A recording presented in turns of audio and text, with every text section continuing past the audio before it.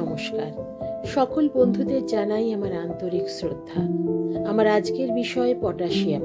Potassium কি, ব্লাডে potassium level কমলে এবং বাড়লে কি হয়, এবং ডায়েট দিয়ে আমরা কিভাবে তা ওভারকাম করব, আর কোন কোন খাবারে পটাশিয়াম লেভেল বেশি আছে। পটাশিয়াম হলো একটা খুব গুরুত্বপূর্ণ মিনারেল, এবং যেটা আমাদের বডিতে ইলেকট্রোলাইট ব্যালেন্সটাকে মেনটেন করতে হেল্প করে, যা normal range 3.5 to 5 MEQ per litre, এবং ডেলি আমাদের পটাশিয়াম 2 থেকে 4 গ্রাম ইনটেক করা উচিত। এই হাইপোক্যালিমিয়া হচ্ছে একটা স্টেট যেখানে পটাশিয়াম লেভেলটা ব্লাডে কমে যায়, এবং সেক্ষেত্রে কি কি সিমটমস হতে পারে সেটা আমরা দেখে নিচ্ছি। কনস্টিপেশন হতে পারে, মাসল উইকনেস হতে পারে, ফ্যাটিক মানে পেশেন্ট ভীষণ টায়ার্ড ফিল করতে পারে, একটা টিংলিং, একটা ঝিনঝিন ভাব এবং একটা অসাড় ভাব হতে পারে শরীরের বিভিন্ন জায়গায়, হাতে পায়ে হতে পারে। এবার যখন পটাশিয়াম লেভেলটা খুব বেশি মাত্রায় কমে যায় তখন কি কি সিমটমস হয় সেটা আমাদের দেখা দরকার। নাম্বার 1 সিমটমস হতে পারে অ্যাবনর্মাল হার্ট রিদম, মানে সেটা স্পেশালি বয়স্কদের ক্ষেত্রে হয়। এটা একটা অনিয়মিত হৃদস্পন্দন হয়, এবং হৃদস্পন্দন কখনো বাড়ে কখনো কমে, যাতে এমন একটা হয় হার্টবিটের একটা প্যাটার্নটা যেটা পাওয়া যায় সেটা একটা অসামঞ্জস্যপূর্ণ, কোনো সামঞ্জস্য থাকে না। এছাড়া নশিয়া হতে পারে, গা বমি ভাব, ভমিটিং, তারপরে নর্মাল ব্লটিং মানে পেটে প্রচণ্ড গ্যাস হচ্ছে, পেট ফেপে যাচ্ছে, এরকম টাইপের সিমটমস আসতে পারে, এবং ব্লাড প্রেশার খুব কম হয়ে যাওয়ার জন্য মাথা ঘুরতে পারে, লাইট হেডেডনেস হতে পারে। এবার এইগুলোর জন্য কি করে ম্যানেজমেন্ট আমরা দেব না, ডায়েট দিয়ে আমরা প্রপার ডায়েট দিয়ে আমরা এটার ম্যানেজমেন্ট করতে পারি। অনেক ফুডের মধ্যে পটাশিয়াম খুব ভালো মাত্রা আছে, অনেক ফ্রুটস, ভেজিটেবলস, লেগিউমস, তারপর হোল গ্রেনস, মিট, এগুলোর মধ্যে পটাশিয়াম অনেক, এইসব জিনিসে পটাশিয়াম লেভেল বেশি থাকে। যেমন পটাশিয়াম লেভেল কিছু কিছু ফ্রুটসে যেমন বেশি থাকে দেখাচ্ছি, তার মধ্যে অ্যাভোকাডো, সবেদা, কমলা লেবু, মুসাম্বি লেবু, অ্যাপ্রিকট, ব্যানানা।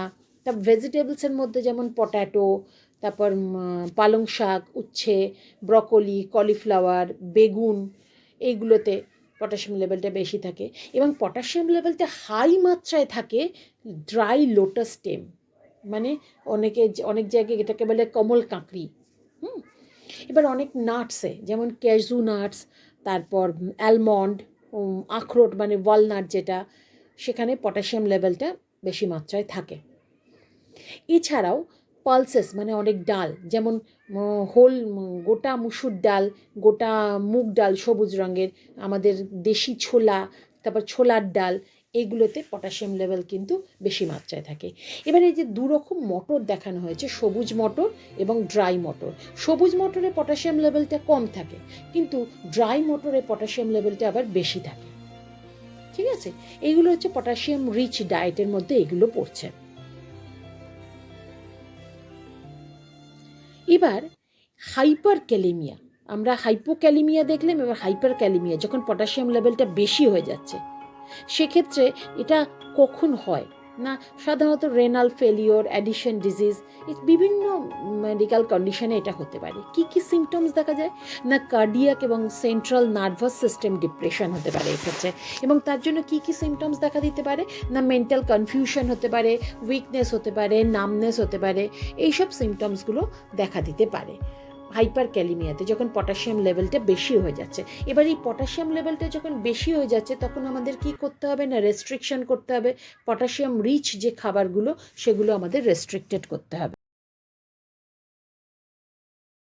পটাশিয়াম রিচ খাবারগুলো রেস্ট্রিকশনের সঙ্গে সঙ্গে আরেকটা জিনিস আমরা করতে পারি, যে খাবারগুলোয় পটাশিয়াম লেভেল বেশি আছে সেগুলোকে যদি আমরা রান্না করার আগে যদি একটু সেদ্ধ করে জল ফেলে দিতে পারি, কিংবা আরেকটা জিনিস, যে মানে পালসেসগুলো, যেমন ছোলা, দেশি ছোলা বা হারা মুগ মানে সবুজ মুগ যেটা, সেটাকে যদি আমরা ওভারনাইট সোক করে রেখে সেটাকে যদি জার্মিনেট করাতে পারি, মানে সেটাই যদি জার্মিনেশন হয়ে যায়, তখন কিন্তু পটাশিয়ামটা ভেঙে যায় সেক্ষেত্রে, তাহলে পটাশিয়াম সেখানে আমরা কিছুটা রেস্ট্রিক্ট করতে পারি।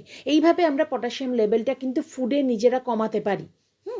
তখন সেক্ষেত্রে এইসব ফুডগুলো আমরা ইউজ করতে পারি যাদের পটাশিয়াম রেস্ট্রিকশান রয়েছে। ঠিক আছে, ধন্যবাদ। যদি ভিডিওটা আপনাদের ভালো লাগে তাহলে লাইক, কমেন্ট, শেয়ার করতে ভুলবেন না। দেখা হবে আবার পরের ভিডিওতে।